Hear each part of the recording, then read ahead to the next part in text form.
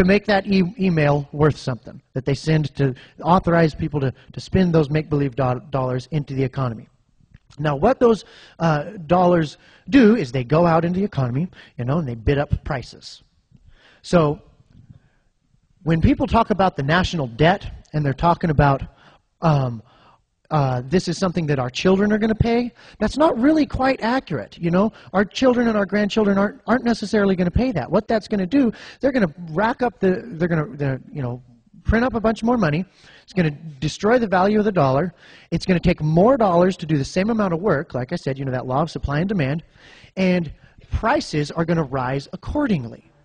And so when a Big Mac is $35, you're paying the national debt.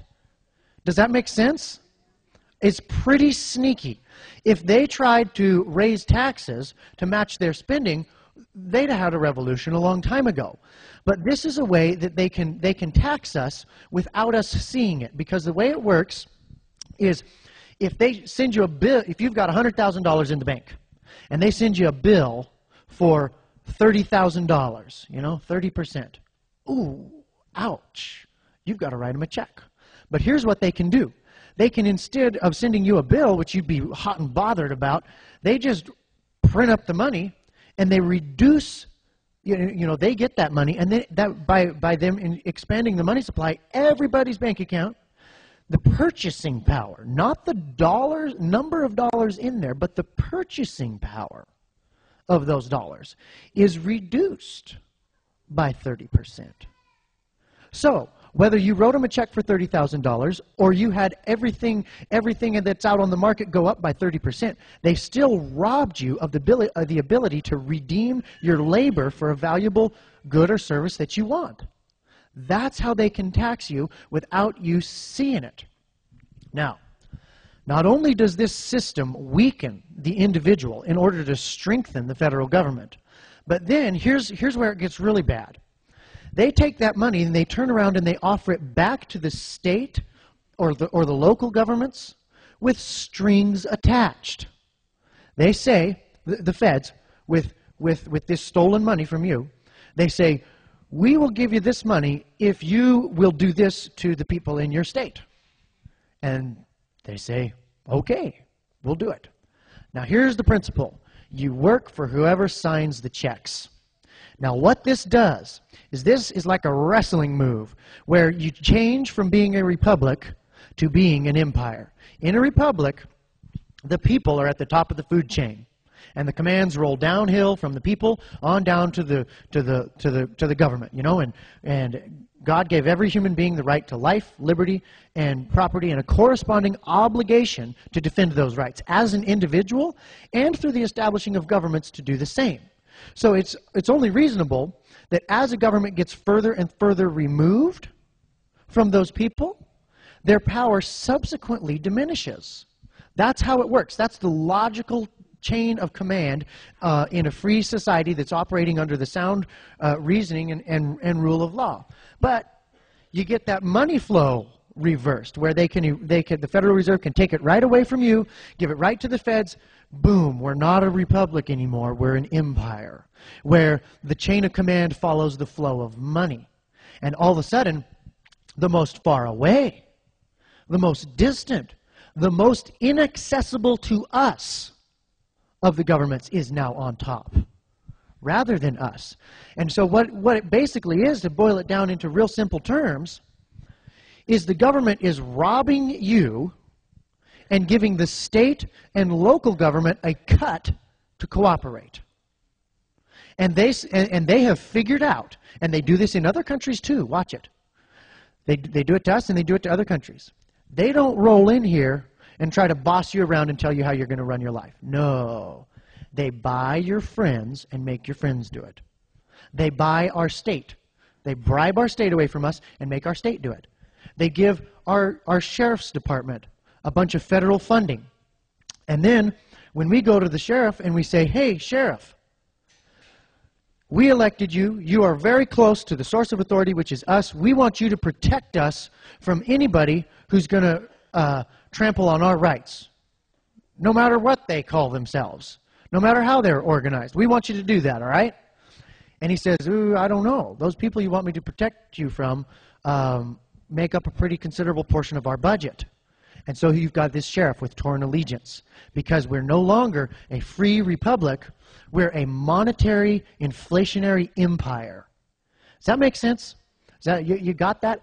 That is huge. We've got to understand that. They've gone to great lengths to hide that from us. Now, I could go into, in fact, I will, because I want to be fair to the other side, even though I think it's totally bogus and you're going to hate it after I tell you. John Maynard Keynes, who was the socialist guru of the 50s, who was a big advocate for this inflationary system, what he said is, he said, yes, I know that when you rob this money from people and then spend it back into the economy, yeah, it hurts them, but you know what? Overall, in general, it's good for us, because the end justifies the means. And here's why. Because we take that money from them, and then the government spends it into the economy, and what that does is that creates a frenzy of activity, and more people pile on, and what that does then is it gets everybody all jizzed up and making money and working hard, and the end result is better. The end result is the average person is better off than if we hadn't robbed it from them and give the top another spin. That's the Keynesian model of economics. That is almost, get this, that is almost exclusively what they teach you in business school. And guess who funds business school? Guess who funds the educational, system? Is those fiat dollars. Of course, they're not going to, bash their method of funding. Now, just real briefly, what that actually does is it doesn't create investment. When the government robs from you and spends it into the economy, it creates malinvestment, because it is investment that has sprouted up around an artificial influx of government dollars rather than a natural demand in the market. And so people build their life and their business around this influx of government freshly stolen loot. And that stolen loot is fickle, and it goes from place to place. But when they inject it into the economy, it creates a bubble, a stock bubble, a housing bubble, a tech bubble. All these bubbles that we've had, you can trace their funding to injected dollars. Now, why is this good for politicians? Because they can inject it where their friends are. They can inject it to where they need votes. They can inject it to where they need donors for their campaign. This is why the politicians like this system. So you get a bubble, and then they get caught between a rock and a hard place, and you get foreign holders of dollars getting mad because they're making their dollars that they're holding worth less, and so they pull the dollar hose out of there, and the bubble starts to go down. That's a recession. You know what they taught me in high school, in the high school textbook? I was homeschooled, but they taught me in the high school textbook, depressions are causeless anomalies. End quote. That's what they taught us. That's FDR, okay?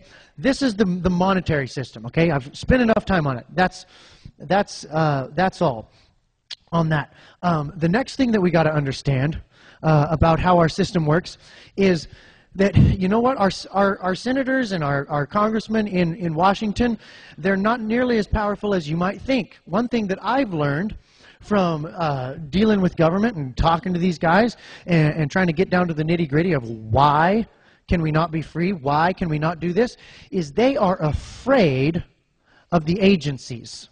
They're afraid of the IRS, the ATF, the DEC, all these other alphabet soup agencies, because what you do is you get this kind of a separate animal from government. In our government we're supposed to have the judicial that reviews and applies, the executive that implements it, and the legislative that writes it. And what you do is you get an agency or a bureau. What the heck's a bureau? We had ATF come to one of our meetings like this. We had 1,000 people, and we asked them, what's a bureau? They didn't know. I said, well, do you know what an agency is? No, they didn't know that either. Well, we got the Internal Revenue Service. What's a service? They didn't know that either. We got the Transportation Security Administration. What's an administration? What are these things? Certainly you know what you are. They didn't know. We called the agencies and the services. They didn't know either. I don't know. I've worked here for 30 years. I never thought that question. It's like they were like Dilbert, They worked there all this life in this cubicle, and they don't know why or